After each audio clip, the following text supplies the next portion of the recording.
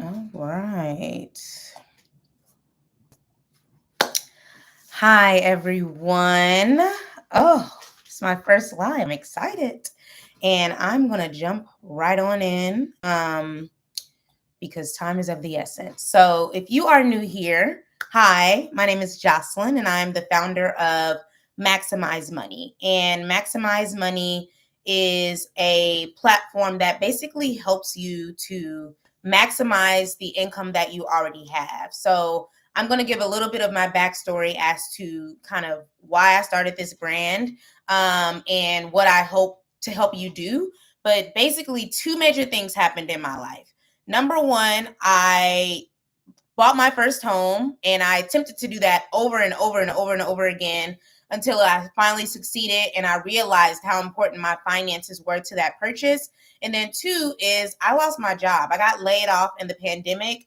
And if you've ever been laid off, you know how that feels to have this big cushion basically swept from under you, like that being your main source of income. That was my main source of income. It still is my main source of income. And I was like, I don't ever want to feel like this again. I don't ever want to feel like my life and my livelihood is in someone else's hand. So, two things like that can really shift your mindset and show you, like, okay, I need to take control of my income and I need to maximize it by putting it into the right avenues financially so that it can make money for me without me trading my time for it. So, you will never hear me talking about getting side hustles, getting second, third, fourth jobs. Like, we already work enough. We have families, we have lives, and I just don't subscribe to that. Now, have I done it in the past? Yes. Will I do it again if I need to? Absolutely.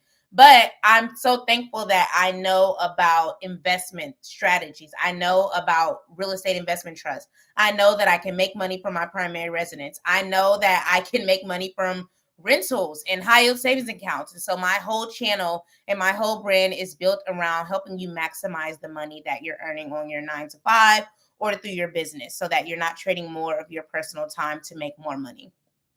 So today we're going to talk about home buying your first property, whether that's your primary residence where you'll live or an investment property, a rental property where you're renting it out to other people. So I'm going to tell you more about my journey of where I started to where I am now, and also leave you with about 7 tips that I think will help you jumpstart that process. Because the longer you wait to buy real estate, the more opportunities you're missing out on when it comes to appreciation, which is what your home is worth, and being able to use that money to do other things, whether that's go on a vacation, which I don't recommend, or pay for your child's tuition, or buy another house or fix out the house that you have. Or, you just want to buy a house to raise your family in, like whatever your end goal is, all of these tips can still apply. So let's just jump right on into it. I'm going to tell you about my journey. So I started my home buying journey back in 2016. I was living in Maryland at the time, right outside of DC in Silver Spring, and I had got a good job. I was working as a government contractor. And if you know anything about the government, they pay pretty well, and they pay government contractors even better. So I was making pretty good money. I had just purchased a new car. The car that I had at the time, it was a Jetta, Volkswagen Jetta. I had rode that thing out for 10 years. Like, I'm not one of those people that needs to have the best of the best all the time. But it had finally gave out on me. So by then I was like, okay, a lot of people in my family have Hondas. Hondas tend to do well. So let me get this Honda. And I still have it. I still have it.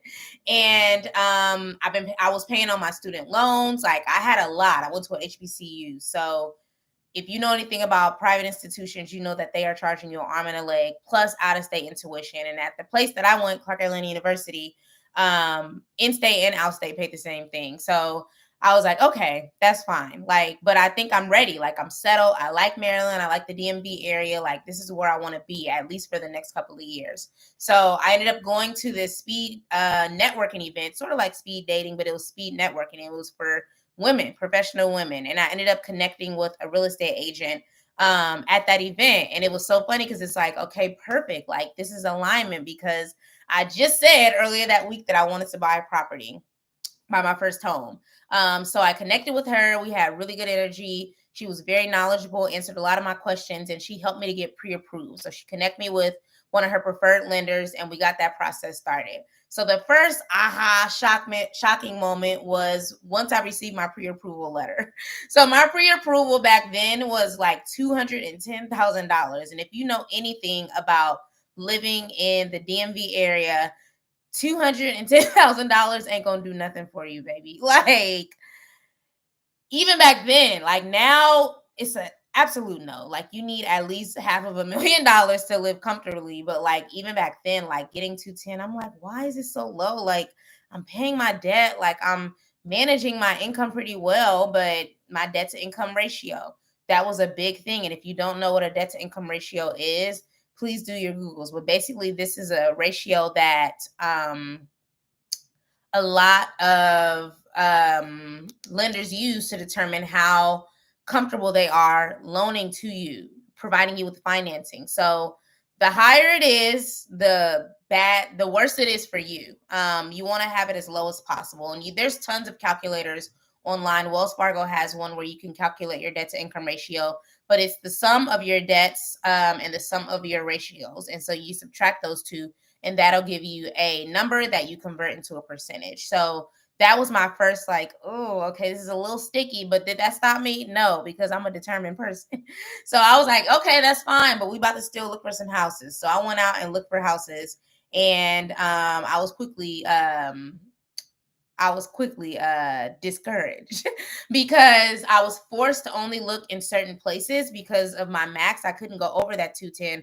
I didn't even want to go over that 210 anyway, but there weren't a lot of homes available. Did I want a condo? No, because I was already living in a condo, and I knew that condo fees were a big deal. Like, my roommate was complaining about them already, and I wasn't even a homeowner yet. So I was like, okay, bet, no condos. I'm going to give me a single family. I'm going to get something that's a standalone. But there were not a lot available at that price range. So I'm like, okay. So we found maybe like 2 or 3. I went out. She put in offers form, crickets. Like, nobody said anything. Actually, they did. One person was like, oh, thank you, we're going with a higher offer. And then the other person we actually didn't hear from. So I think we all got to a place, meaning me, my lender, and my agent, where we was like, okay, like, what do we need to do? And they ended up taking the first step. They were like, hey, Jocelyn, like, I think what would be best for you is to take some time and actually get your finances together.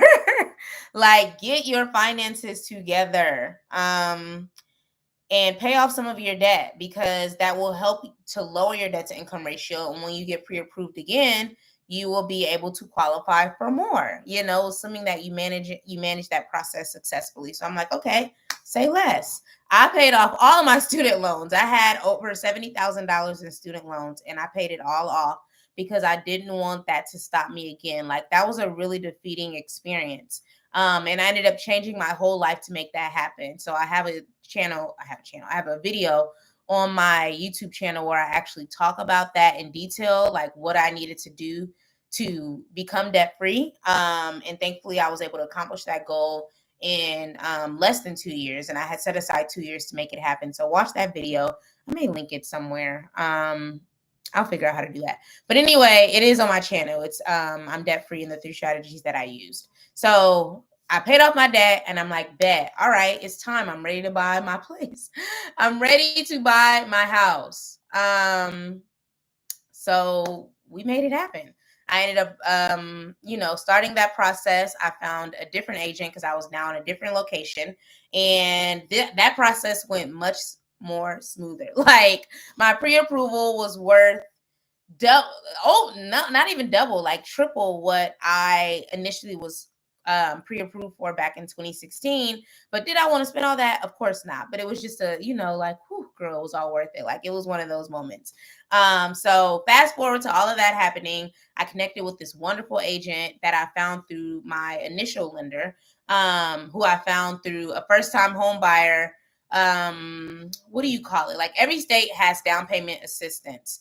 And a lot of that assistance is unique to first-time home buyers only. So I already knew about that kind of stuff from already attempting to buy in Maryland. So I was like, all right, bet. Like, let me get all the assistance I can get, because I'm never going to be a first-time home buyer again after this. So Unfortunately, my income didn't allow me to qualify for a lot of those programs, but I still stay connected with her. And because I like the communication and the knowledge that she provided, I asked if she have any recommended real estate agents. And so she connected me with a few, but the one that I ended up going with, her name is Ashley. Like, we still work together to this day. Like, she's helping me with some other things, but I felt like she had the same kind of communication and knowledge and experience that that lender had. And so I was like, perfect. I got my dream team, like my starting, it was starting too, but like they introduced me to other people, obviously, along the way. So that was very helpful. And we ended up, I had my pre-approval. She educated me on the process in Texas, which is where I live now. And then we started looking at homes. Like, I shared my criteria of what I was looking for. I shared my goals, all of that, and she was like, okay, cool. So she ended up setting me up on her MLS, as most agents do, and then I just would go in and make comments on the things that I was interested in. So I found a few, and then we set up a day to go see a few of them that were in the area of interest. So the very first home that we looked at is the home that I'm in right now. Like, it just doesn't make sense. And I'm the type of person who has FOMO. Like, I'm like, okay, I don't know. This is the first one. Like, yeah, I like it, but like, we ain't seen nothing else. So she was like, okay, let's go see other things. It's fine. So we went to go see other things, and it was either the place was too expensive, or it wasn't in a prime location, or it was just always something, or it was an older home that needed work. I was like, I'm actually good with the first one we looked at. So we looked at maybe like 4 houses, but the game changer with that, and even she said this, is that you knew what you wanted from the very beginning. And she was like, I can't tell you how many people I speak with who don't know what they want. They just know they want to buy. They don't know where. They don't know what they want to do with it. All they know is they want to pool in the backyard, and that's just not enough. So I was like, yeah, this is years in the making for me. So like, don't even trip. So we put not even an offer. I mean, I guess it's an offer, but because it was new construction, there was no competition. So when it was time for me to buy, no one else was really buying at that time. It was a lot going on in the world. So I didn't have any competition. And usually you don't when it's new construction, but because they had so much inventory that they wanted to get rid of, I gained a few things. Number one, the advertised price, I was able to get it for $8,000 less than what was advertised.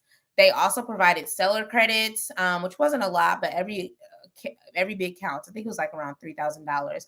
They threw in some blinds and a garage door opener. Like, those things, depending on who you go with as a builder, are not always provided. Like, I spoke with one of my other friends, and we were talking about it, and all that stuff came with her, but she had bought years ago when the market was even worse. And they were like at the tail end of their inventory. Like, they didn't have a lot left. So they were really they were ready to wash their hands with her place. So she got everything, a washer and dryer, fridge. I didn't get none of that. And I was just like, whatever. It's fine. It's fine, because I've been saving for this. It's fine. I'm not even tripping. So fast forward, everything kind of worked itself out. I did close late, but I now see the beauty in closing later, because I was supposed to close around like August, and I didn't close until the end of October. And now I see that as a blessing, because number one, it allowed me to save more money. You always need more money, even if it's new construction. Like, always have your reserves. And then number two, I was able to gain more appreciation on the house. So the more housing they were building, the higher the selling price was. So being that this new home is across the street from me with a similar model, it's going for $50,000 more than what I put my place under contract for. That's good news for me. So sure, do what you need to do. At one point, I wasn't even tripping, because I was staying with my friend. She was a traveling nurse. She was on the go all the time. So it was basically her place was my place, because she wasn't there like that. So I wasn't even tripping. Like, at first I was, when August hit, because my birthday's in August, and I was like, oh, I wanted to celebrate. But I still celebrated, and I celebrated more when I got into my place. And everything just worked out according to the time that it needed to. I mean, obviously there were some hiccups with builders. I have another channel about the pros and cons of new construction. Please check that out. I think it's a three-part video, 3 videos. So please check that out. It's on my channel. It's new construction, the pros and cons of new construction, and the lessons that I learned. So now that I'm in the home and everything kind of worked out, I've learned a lot. And I've been through many other home buying experiences. I just posted a video about a duplex deal that I was a part of, but that's one of many. Like, I have other experiences that I haven't even spoken on yet, and maybe I will. But those experiences taught me so much. And I'm going to go through, a couple of lessons that I learned that I hope you take heed to as you seek to purchase your first home or your first investment property, because I'm no longer, I haven't been a first time home buyer for years now, but I am actively looking to purchase a investment property. So that's been my focus for these last couple of months. Some deals, actually most of the deals that I've looked at just didn't work out, but that's okay, because I know that means I'm getting closer to the one that's for me.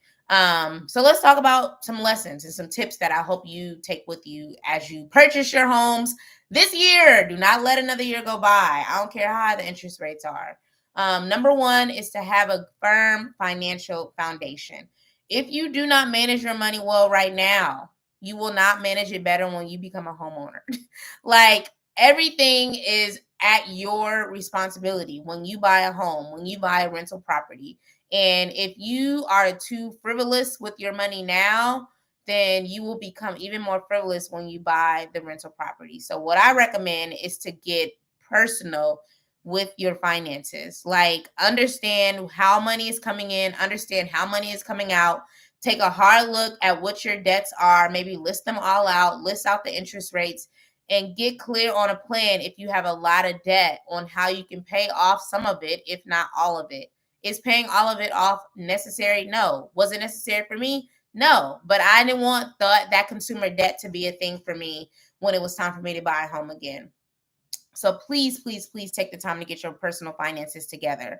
And if you need help with that, I'm here for you, because I'm a certified financial educator and I help people improve their relationships with their money. So whether it's something as basic as, and I hate to use the word basic, something as foundational as creating a budget you can stick to, paying off debt, creating high yield savings accounts, I can help with that. Or something as in big as, getting you a strategy together, actually purchase your home. Like, I offer a 1 hour Ask Me Anything session, and I want you to come to that session with all the challenges that you have as it relates to your personal finance journey. And we can take time to, create a game plan for you moving forward. I also do follow ups after that. It's not just a one and done experience, because I want to see how things went after our one on one session. So that is linked on the show notes or the description, whatever it's called. Please take advantage if you've been stressed and overwhelmed with trying to buy a home, or even trying to get your finances to a good place. Number two is to pay off consumer debt. Consumer debt is credit cards, car notes, like anything that's not making you money is consumer debt. I also consider student loans consumer debt. Now, the difference with student loans is that most people have them. You went to school to make money. You went to school to get a job, to start your business, whatever your end goal was. So I don't see student loan debt as a bad thing. But does student loan debt impact your home buying journey? Absolutely. I just talked about how it impacted mine. Now, everyone is different. Every lender is different. But I want you to be aware of how it impacts your home buying journey. So check out the video on my channel about how student loans impacted my journey. I go into detail about what that experience is like. But pay something off. Because if you have a lot of debt and a lot of income, the two do not cancel each other out. I thought it did. But the two do not cancel each other out. So I strongly encourage you to do that and make that a priority. And then continue to adjust with the debt to income ratio, like where your ratio is. You want to be below 40%. 40 to 50 is fine. Anything over 50, like you doing a lot. But if you can get in the 30s, that's even better. So yeah, that's tip 2, is to pay off your consumer debt. Tip 3 is to negotiate everything. So this is after you found a place you like. Actually, not. This is before you've even found a place you like. Once you get pre-approved, or even before you get pre-approved, like, you can call around to different lenders, ask them about what they offer to first-time home buyers, ask them about the different loan packages they offer, explain what you want to do, and see what kind of things they utilize to support you with that.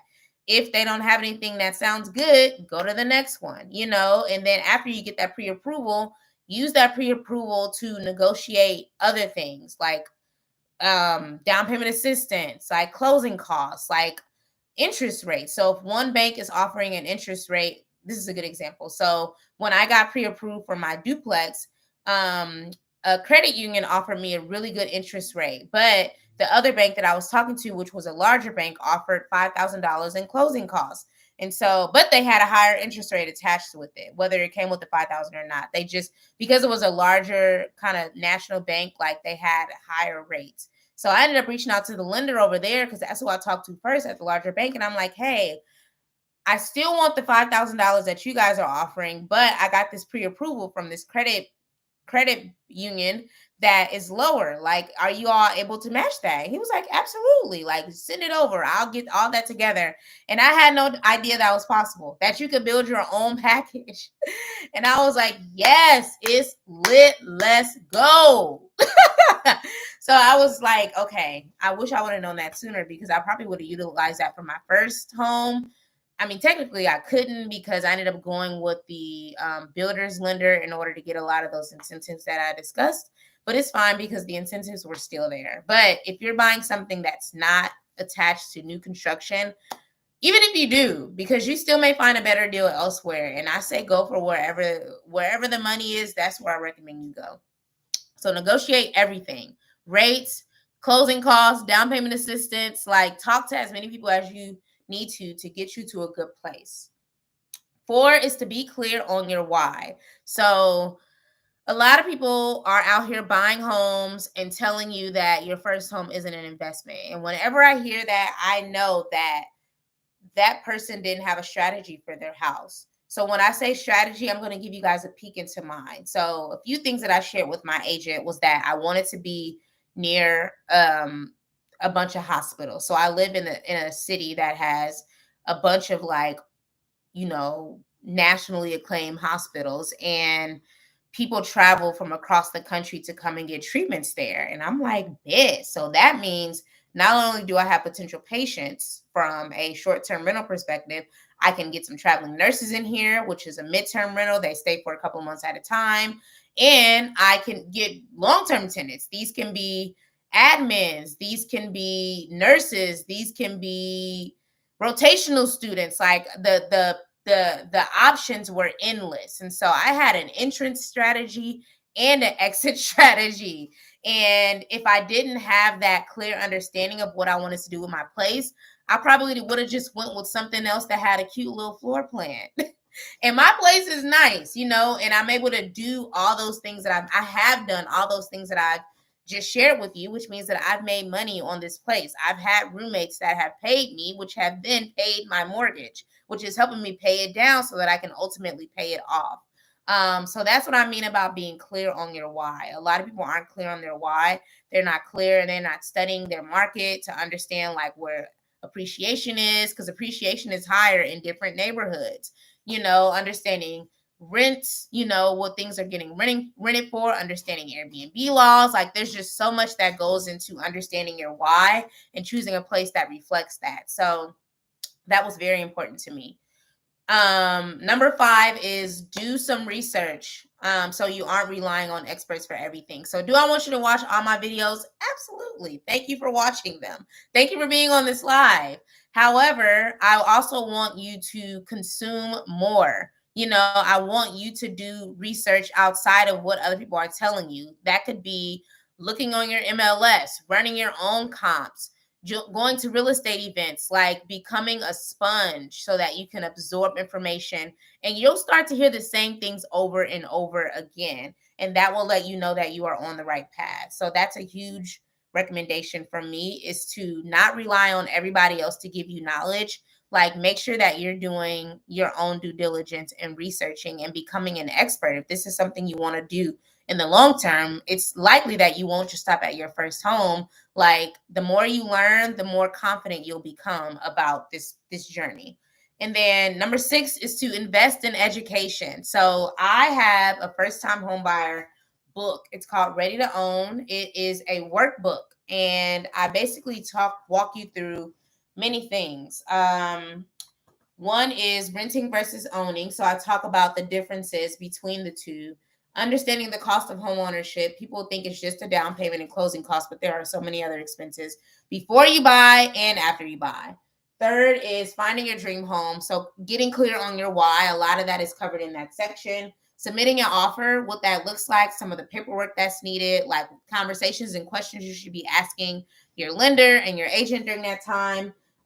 Closing on your home and moving in, and the expenses that you need to be prepared for, what that timeline looks like, utilities, like all of that stuff that nobody tells you about. Six is checklist. So I have a checklist on like finding like the right agent for you. There's a home tour checklist so that you can actually walk through like as you're walking through homes, you can actually detail stuff about like the location, what entertainment is nearby, how old it is, the number of bedrooms, so that when you get home, you can compare these things. And then the last section are some terms to know. So, appraisals, inspections, title search, like people don't even know what that kind of stuff is. And sometimes you can forget. But all of that stuff is in the back. So you'll find like a terms to know section. So it's very thorough. It is on Amazon for about $40. So please get you a copy, or give someone who is a first-time home buyer, because I wish I had something like this that I can take with me while I was out shopping for homes. So invest in education and learn from people's mistakes so that you don't repeat them. I'm very open with my family, my friends about my journey, and I'm very open with you all about what I've struggled with and what I've succeeded with as well. And then number 7 is unique to investors, but I feel like if you plan to make money from your property, your primary residence, like I do, I also recommend that you learn how to run your own numbers and doing your own market research. So running the numbers is kind of unique to investments. So that means understanding what your cash flow is, what the appreciation rate is for the home that you're looking at, the neighborhoods that you're looking at.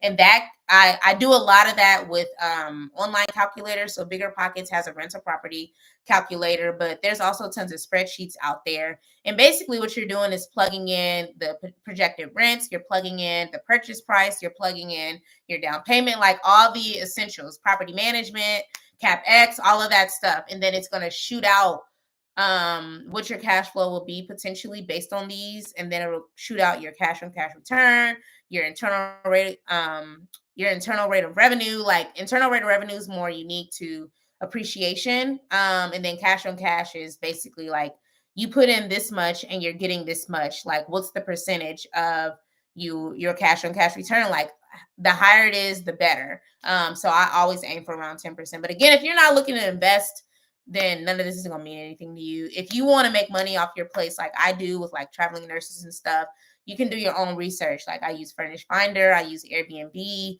and I use the MLS just to see what other people in this neighborhood are renting their homes for. So that's it. Thank you so much for coming and the engagement. And let me know if you have any questions. Please book my Ask Me Anything session. It's a 1-hour personal finance session. If you want to get unstuck with your finances. And then also, let me put that in the chat. One second. I should have had the link put together. Look at me not having my life together. Book an Ask Me Anything session, or book a Ask Me Anything personal finance session. And then I'll also link Ready to Own, which is my workbook for first-time home buyers. Oh, why is it not popping up? Here it is. Okay. And then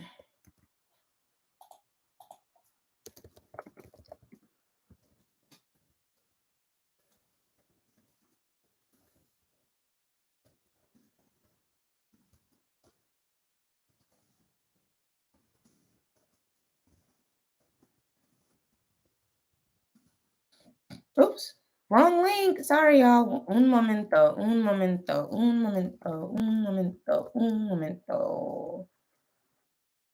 There we go. Okay, grab the workbook. Let me see if I can edit that. Oh crap, I can't. You are a hater. It's fine. That ain't no problem. This is really how I talk to. Like I just have so many sayings. Oh, jeez. Okay, sorry, y'all. I am on the struggle bus. All right, there we go. All right, let me delete that one, child. Not that one. This one. All right. So that is it. I hope that you take this and run with it. Do what you need to do. Make it happen. Buy your home this year, but only if you are managing your money right. Okay. If you're not, take some time to get your finances together because otherwise you're going to end up losing that home before you even get it. So thank you for watching, and I will see you guys next Friday for the next live. And let me know what topic I should do. I'm not quite sure. I'm thinking through it right now, and I'll continue to think through the weekend. But thank you and have a great weekend.